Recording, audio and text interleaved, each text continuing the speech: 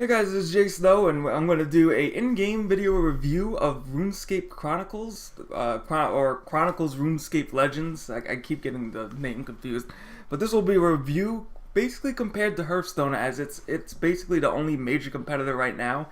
Elder Scrolls is having their own card game come out, but right now it's in like a closed beta or something, and RuneScape Chronicles is an open beta, and you can actually play it right now for free by clicking a link. I'll put the link below to the actual website. It's not a referral link, so I'm not getting anything for telling you guys that. Just go play the game if you enjoy it. If you like this video and it helps you out, feel free to hit the like button, and let's start off. So, what is RuneScape Chronicles? So first of all, I have to talk briefly about RuneScape. So a lot of people know about RuneScape. It's a game that came out in the early 2000s, I think, or maybe 1999 or something like that.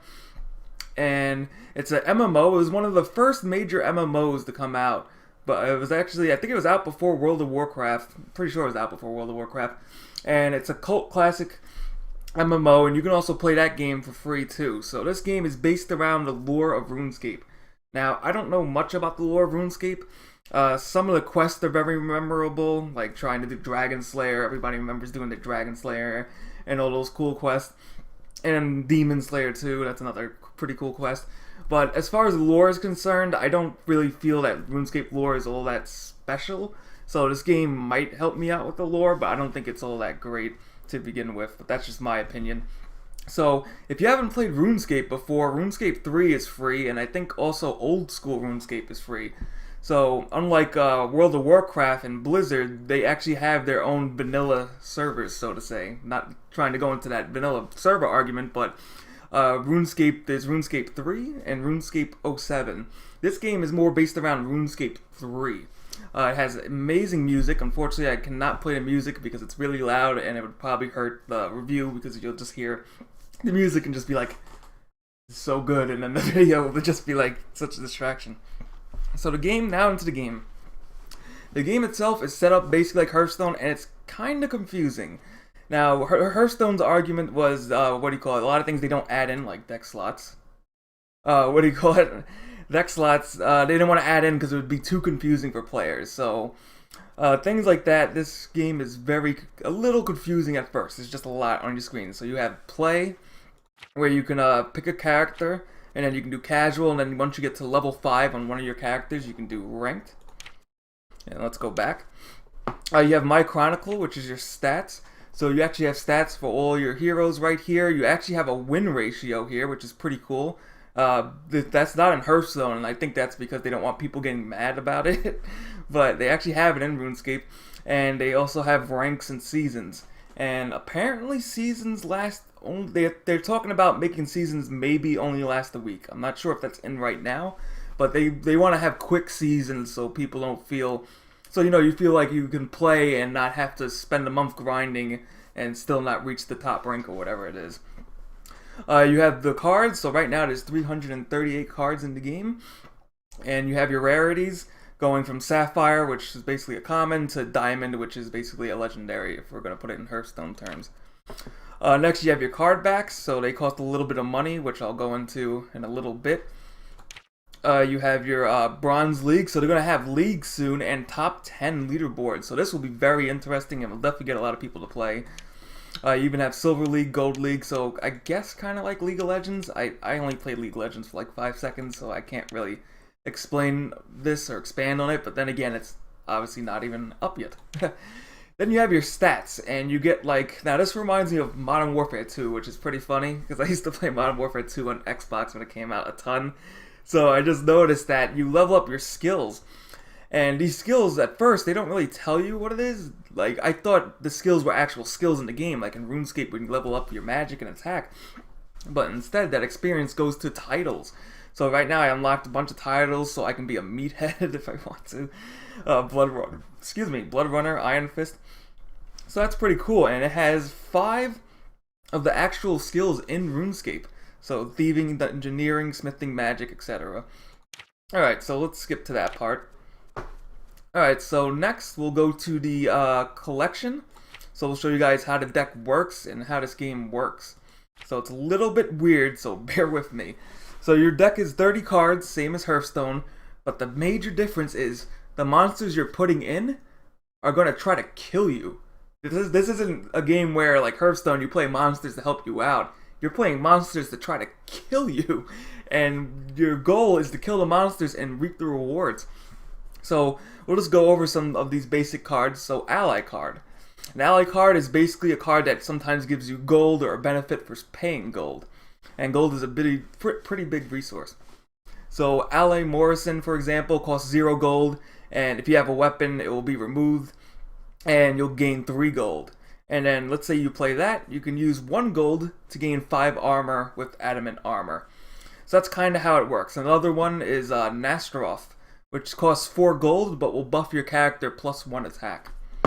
I'll explain it more when I actually get into the game itself, so we'll just go over how the cards work. And you have different ones like remove 4 attack from next creature. So you have potions that remove stuff and add stuff. You have spells like, for example, Assault, where you could spend 2 armor and deal 4 damage to your rival. And then now the creature cards. So this is actually the book of crap that's going to try to kill you, basically. None of these people are friendly. So we'll just go over KGP Agent because I think it's a basic card and very easy to explain. So the fire thing, the fire symbol, is its attack. That's how much damage it will deal to you if you can't kill it on your first strike. You always strike first unless there's a spell that, says otherwise, which I don't think there is. So he'll do 1 damage to you if you don't hit it, and he has 2 health, so that's the 2 HP. And his effect is discard 1 random card. So when you kill KGP Agent, you'll discard a card, and then you'll gain as a reward 1 base attack, which is really good. And then the other ones reward gold, so they can either reward attack power, which is amazing, gold, health, or a weapon buff, which is pretty interesting. And you can even get bigger creatures. So for example, I unlocked an undead dragon. So it has 6 attack, 13 health, and rewards 2 gold. And if you can kill it, which is a pretty big monster, you remove 10 health from your rival. So that's a pretty cool effect. It's a pretty good reward for killing it, but it takes quite a while to actually kill it. So basically you want to balance your cards out with adventure cards, which is all these, and fight cards, which is monsters. So I have about 20-10, I think. Yeah, 20-10 is my ratio. I don't know what the best ratio is, but I noticed that if you don't have enough monsters, you usually lose. Now here's a bug on beta, I guess. Like the back button for some reason is all the way to the corner, so that is a bug. It is in beta. I don't know if you can see that because my face might be blocking it. And now the main thing that a lot of people are worried about is the store. So we'll go over the store right now before I actually go into, because I think most people would want to know about this before even touching the game if it's really bad. So actually that's my boosters. We'll open that booster at the end, I guess. So you have the shop. So the shop is very interesting. So I'm going to click on this little button up here, and it's going to open a new window. So you're not going to see this on stream, so I'm just going to have to read this out to you. So basically, if you want to buy 2 booster packs, it means 140 platinum, and there's also bronze. Bronze is the free-to-play currency. So you always get bronze for winning. Some quests do give you platinum, but otherwise real money is platinum, and your free-to-play money is bronze, so it's separate. So for 2 packs, it costs 140. So what they sell, which is kind of weird but cool, is for $2.99 you can get 150 platinum and 2 packs. So basically for $3 you're getting 2 packs and 10 leftover platinum to spend on something else. So that's pretty good. You're actually getting some value out of this, and it's not as expensive as Hearthstone. The next package, 500 platinum for $7. The next package is 1200 platinum for $14.99. So that can get you 12. For $15, you can get 12 booster packs and still have enough platinum left over for, I think, maybe 4 more booster packs. So that's pretty crazy. For $20, it's 1700 platinum. So you can get, like, I think 2 sets of 12. I'm not good with math. for $35, which I think is the best deal, you get 3300 platinum, which means for $35 you can get 50 booster packs and still have some platinum left over. And then if you really, really love this game, for some reason they have a $75 option for 7,500 platinum. So if you really, really like the game, I guess you can do it. So I just noticed. I don't know why it's saying. Oh, there. I don't know why it's saying that. Yeah, 36 packs. Yeah, that's weird. It's saying I set 36 packs. Oh, it's a separate one. Oh, alright. Alright, so that's how the pricing works. So I think it's pretty fair. Pretty much no matter what you pay for, you will have a little bit extra left over. And that will add up over time. So that's a really cool system. Saves people money. It's not as expensive. I like that a lot. Alright, so let's go on to the actual game finally. So I might actually have to edit this video to put this first maybe, because it's a little bit confusing, but who knows. So you have your solo play right here, and there's a lot of things to do in solo. There's rewards for solos. Online is the same, but I'm just going to do solo because there's no timer. The timer is pretty fast, and it takes a lot of strategy to actually beat some of these opponents. Sometimes you don't get enough time. That's another small complaint. So this game plays out like a board game, even though it is a card game, which is pretty interesting. The graphics are very nice, they're very beautiful to look at. Very aesthetically pleasing, I think I should say. So the same thing as Hearthstone, you get a bunch of cards, and basically what you want to do usually is get rid of any cards that can kill you super quick, because they're pretty much, they won't let you play a card if they know it will kill you, actually. So if, like, let's say if I wanted to fight this on my first turn, they will not let me because this thing will destroy me and they won't let you play it. So we're going to keep our low cost cards, and we're going to shuffle out. So as you can see, here's the game board. It's so beautiful, just amazing. And the game is played in 5 chapters. So what's a chapter? A chapter is basically a state of the game. It's basically a turn, and both players go at the same exact time once both players hit play. So you basically have 5 turns to buff up and kill your opponents. So for example, on the top of my screen, this is how much attack my rival has, this is how much gold he has, and this is how much health he has. Health is max at 30, same thing as Hearthstone. If health drops to 0, you die. And there's also a slot for armor, and there's a slot for your weapon. And I have the same thing. So basically the skill involved in this game, this is why I love this game a lot, is mostly planning. It's a very big planning game. You need to plan your cards in the correct order to be able to buff up enough to kill your opponent at the final thing. So like right now, I want to draw a card. So this minion is very easy. So I click that minion, and he has 2 health, so I have 2 damage, so I'm guaranteed to kill this minion no problem. And my reward is 1 gold.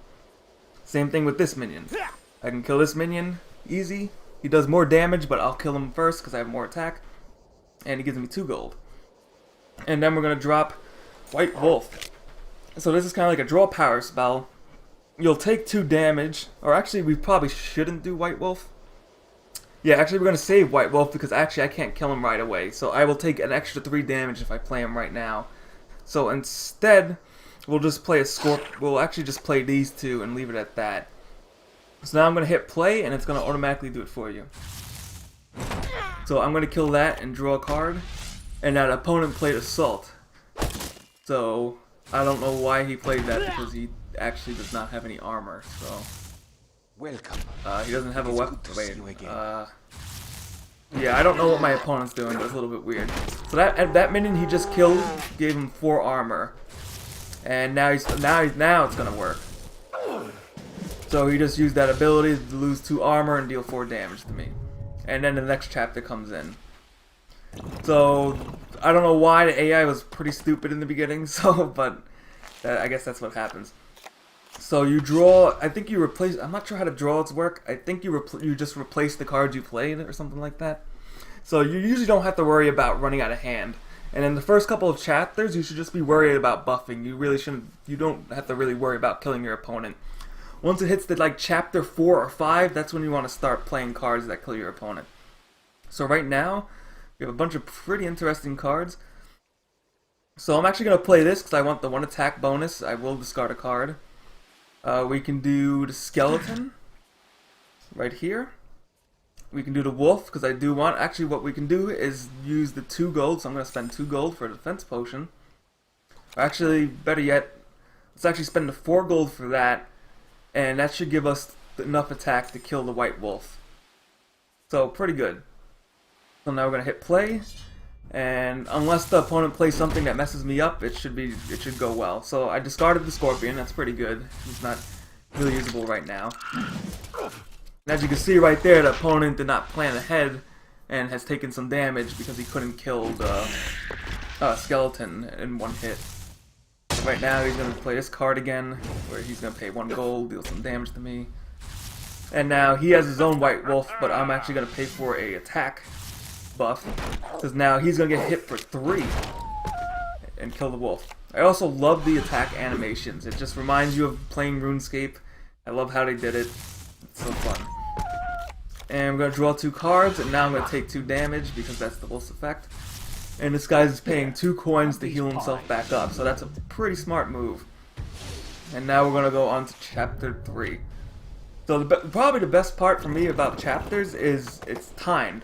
A game cannot go more than a certain amount of time. Nobody can rope you like in Hearthstone and try to BM all day with with stupid plays. This game is timed and it plays out when this runs out. So the timer is actually found around the play button. Since this is solo mode, it's not there, but it fills up across the play button, and then once it's filled, the turn just starts. Alright, so right here we have a weapon. So I could pay 1 gold and get 2 attacks. So the 2 is your attack power you get, and the other 2 is how many times you'll get that attack power for every hit. So right now we have a big guy in our hand, and he gets a buff of 5 health and 1 attack. Excuse me. And he's a huge monster, and I could really use that health. So right now what I'm going to do is use as many abilities to get rid of that guy.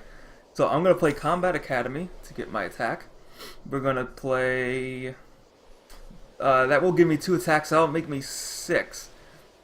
So I can't actually kill it without taking some damage, but that's not too much of an issue. So we're going to play Defense Potion, and now we're going to play the Dragon Senatil. So now I'll take about 4 damage, I think, but I'll heal 1 damage, basically. And I'll get plus 1 attack, which is extremely, extremely important. Especially if you're not an armor class. If you're a class that doesn't have armor, you need as much attack as possible. And for our last card, now right now I don't actually really have to play a card, but we're going to play Jubilee Bird because we can beat the crap out of it for just 1 easy gold. So rest in peace, Jubilee Bird. So right now he's gaining attack too, but he's pretty far behind. He's going to discard a card, Defense Potion. So right now I have my weapon, so I'm at 6 attack, and I'm using my potion, paying 2 gold, making that 4 attack. So here we go. Oh wow, he did literally the same thing. The AI is reading my mind. Skynet is back. Even though that, wow, that's terrible. Yeah, wow. So he sacrificed quite a lot of health to kill that, but interesting play, and he's gonna kill a skeleton warrior for a bunch of gold. So I do notice the AI loves to hoard gold for the last fight. So sometimes, like last second, you think you won, but then all of a sudden the AI just dumped all the gold on the field. Alright, so now the Wizard's Tower. I mean, I just love these backgrounds. I hope they make a ton of them, man. I just really hope so. They're just so cool. Alright, so right here, you have a Barbarian, and this one actually rewards a weapon. So I get a 2/3 weapon for killing this Barbarian. So we're going to kill him first, since he's really easy to kill. And then we can actually remove the weapon. Actually, we should play this first, because we'll get 3 gold for pretty much nothing. I think it reduces a stat, though. Yeah, it reduces a stat or removes weapon if available, so I might lose. I'm probably going to lose a stat, but I don't think that's an issue, because we actually have a Dragon Longsword. So if you guys played RuneScape, you know exactly what the Dragon Longsword is, so that's pretty cool. And Major Zamorak, we can actually strike the rival. So that's pretty interesting. So we have a lot of cards that can kill the rival, so that's good. So right now I'm actually just going to play this, which will do 4 damage. So I need as much gold as possible, because we're going to play Dragon's Longsword, and I don't think I'm going to have the gold for it, but if I do, we'll do Strike Rival. Or Bash, depending on what we draw. So right now he used Duel Tournament, so that's Battle Rival. When you Battle Rival, I get to hit back. So Strike and Battle Rival are 2 different things. In Strike, that means I just hit him, and Battle, he actually gets hit back. So right now he's buffing up armor, because most likely he has a ton of cards that do damage equal to your armor or something like that. So we're gonna do 4 damage to his armor, so that's pretty good. He's picking up his own barbarian weapon, and he's at 6. So right now we're about even. And I'm gonna take quite a lot of damage here. That was actually very risky. So we're at 6. We're at 6 base attack, and he still has a weapon and a lot of armor. So now the final chapter. Now this is where it's really important. This is where you want to play anything and everything to kill your opponent, and which is why you usually want to hoard enough gold. So right here we actually, oh wow, we have some good cards. So at the end, a lot of cards become worthless. Like for example, Mischievous Imp is pretty much worthless because that one card you're not going to get, but it does give you 1 gold, and you can use the gold right away. It actually lets you use the gold immediately after killing it. So that will actually add to the gold pile. But let's take a second to actually look at what we have. So what I want to do is, we'll do the Scorpion. Alright, we don't have any armor, so this card is out of the equation. There's pretty much no point having that. So what I'll do, you gotta make sure it's correct, otherwise you could lose. Like right now, I could probably win with just playing the sword, but that would be super risky. So we're gonna play this to gain 1 more attack. We're gonna play, let's see if I can fit it. Alright, it looks like I can't fit the long sword and that, so we're gonna go with, instead, we're gonna go with this long sword, and unfortunately we can't use bash, so unfortunately that's just what happens when you have a terrible hand. Oh wait, we can do it. Oh, that's weird. Huh. Alright, I don't know why it was, yeah, why is it in that order? That's a little odd. Wait, not enough gold? Oh. Yeah, before, I guess they updated it. Before, you were actually not able to do that, so that's a little weird. I think they should put that back or whatever. Yeah, you're not, usually when you run out of gold, you're not allowed to put another card back. So I have a choice between the weapon or that, so we'll do the Scorpion, and we're just going to have to play with that, and it's going to lead to the final battle. Ooh, gain health equal to your armor. Ouch. Damn, he's got a lot of armor. Alright, so he's getting another attack. We're gonna be in a lot of trouble. I don't think the longsword might not help in this situation. And he's gaining another attack too. And it looks like he will take some damage though, so that's good. So he's taking 8 at the last second, dropping him to 24. He'll gain 5. He's at 29. I'm at 18, and I have 11 attack. So I can't do the math because it goes too quick, but here's the final battle. And we won. And believe it or not, there's no sound for that for some reason. It's kind of funny because there's no sound, but it's pretty fun. So you get your reward. I love the final battle too. It's just like, because at the last second it can change out of nowhere. And it's just so fun. It's just so funny, like when you think you were gonna win, and then like within the last 2 spots of the final chapter, all of a sudden the opponent just gets like a huge weapon or something, and you get destroyed. So attack magic smithing, so you get some buffs. You can rank up and you gain rewards. So they actually do give you platinum as a reward, which is interesting. But it is 2 different currencies. So that's that. There is dungeoneering, so you have to be level 15. To be honest, I don't know what it is, but I assume it's PvE because in RuneScape, dungeoneering is exactly what it sounds like. You're basically going into dungeons and killing certain monsters to level up your dungeoneering. So I don't know if it's actually a co-op thing or a solo thing, but either way, some PvE, some good PvE, because in Hearthstone, the PvE is absolutely atrocious. The adventures, while they're fun, if you try to do like heroic mode adventures are just completely about RNG and it's not fun at all. So not bashing Hearthstone adventures because the normal modes are fun because they're slightly fair, but once you get to heroic mode, it's like it's just pure luck if you win 90% of the time. Or you have to have like a certain deck that costs like you would have to pay like $100 just to get a deck just to beat that one boss in Hearthstone, which is really kind of stupid, in my opinion. So dungeoneering, I'll check out, of course, in a different time. And let's actually open up a pack because I've actually never opened a pack before. So we got a booster pack for completing all the bronze challenges, and we'll see what it gives you. So I'm not sure if it's 5 cards or 3 cards. So we got Ozan. Oh, that's interesting. I'm not sure. I guess, yeah, it's common rarity. I don't know. It looks weird. So that's an 8 attack, 6 health, so he's like a mini boss monster, and you gain gold equal to your weapon attack, so that's pretty cool. Our next card is for all class. Oh, so Ozan means it's for a certain class. So Ozan, your class, the guy named Ozan or whatever. So that's specific. And that's actually pretty nice. They separate them so you can tell which is which. Monkfish. Monkfish. Aren't those like the best fish in the game? In regular RuneScape? So we got fishing trawler, so this is for all classes. It's a ship. And you add 3 monkfish to your hand, which I assume restore health, because it's a food. We got a hobgoblin. We also have those in Hearthstone, but anyway. It's a 4 attack, 3 creature, 3 health creature, and remove 5 armor from your rival. So that's pretty good against that guy I just faced. But otherwise, if you're not playing against a class that has armor, it's not all that great. Probably still better than the skeleton, though. Yeah, actually, that's better than the skeleton. That's actually a huge upgrade past the skeleton. Vane Skulla. So worthy opponent. If your next creature has 10 or more health, gain 1 base attack. And I think that's uncut rare or whatever, is Leela. And if a rival has total attack, gain base 1 attack. If it has the most total attack, gain 1 base attack. And if you kill it, you also get 2 armor, so that's pretty good.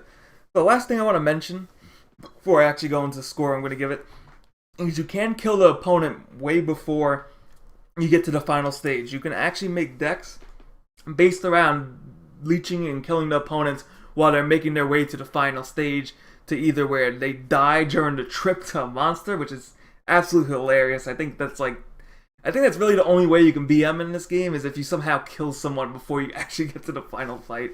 Because it's just like, it's so disappointing when it happens to you. Like, it happened to me, I think, maybe once, and it was just like, oh, I'm on my adventure. Alright, chapter 5, like, 1 step in, I died to some combo move. So yeah, you can kill before the final fight, and it's going to be interesting to see what decks people can build to actually try to kill before the final fight. And anyway, let's go back to the main screen and we'll give it the rating. So, I'm basing my rating on these factors. The graphics are amazing for a card game. It looks absolutely beautiful.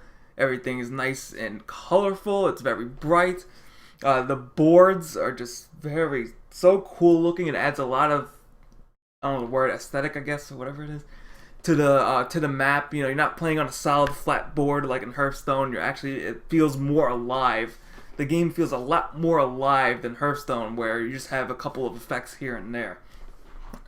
And the solo play, I'll just go into solo play, why not? So the solo play, I do like the fact that you have a decent amount of classes to pick from. I guess they might be adding some later.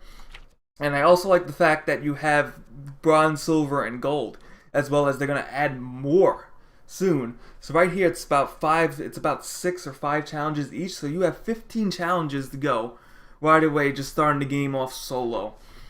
And they're pretty fun challenges, and the rewards are actually good.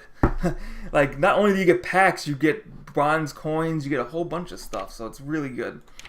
The shop. We'll just go to, not my packs. Whoops. The shop. Going into, oh, okay, this is my packs. The shop is very fair. I think that you don't have to spend that much money at all to play the game, especially since it's 5 cards per pack. Same thing as Hearthstone. And you could also disenchant in this game. I don't remember what it's called in this game, but there is a disenchanting system, so you can take your old cards and dust them or whatever for different cards. Also, considering the fact that no matter how much money you put in, the options allow you to keep some left over. So for later, you can start adding that up, and then, you know, after maybe 3 purchases, you just got yourself an extra purchase out of nowhere that you just totally forgot about, which is always a good feeling. Dungeoneering, I assume it's going to be good, but obviously I can't factor that into the rating because I didn't review it. The stats page is very, very good. In Hearthstone, you really don't have, I don't even think there is really any stat page other than just, oh, you're rank 16, and here's your chest, congratulations. There's really like no way to see your stats unless you're using a third-party site. So the fact that they're going to have their own leagues, and they have their own stats built into the game, of course probably add-ons will come out or something, is a really huge step over Hearthstone as well. Alright, now going back. And lastly, I think that covers everything. And the gameplay, I find it extremely fun. I love that there's less RNG. There's minimal RNG. It's not like you can make a single play and then all of a sudden you just lose the game entirely. I mean, of course, that happens around stage 5. But for most of the game, it's not like you're going to play a card in stage 1 and then all of a sudden your opponent plays a counter card in stage 1 and then all of a sudden your whole game is done, which can happen easily in Hearthstone. And it's a lot more fairer as far as this system, and it requires a lot more thinking, which is I love in my strategy games. Because the thing in Hearthstone is, you can just play 1,000 cards and not have to think once and probably still win. In this game, you actually have to think about the order you're playing the cards. When you want to use the cards. Do you want to actually risk discarding a card because you may discard a card in stage 1 that could have won you the game in stage 5? So do you really want to risk that? So it's just really amazing as far as how much detail is put into this game and how it looks exactly like Hearthstone, but it does not play at all like Hearthstone, other than the hand thing or whatever. So this is, I repeat, not a Hearthstone clone.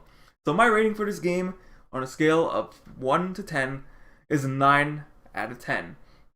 Easily because the gameplay just makes it so unique. It's a lot of fun.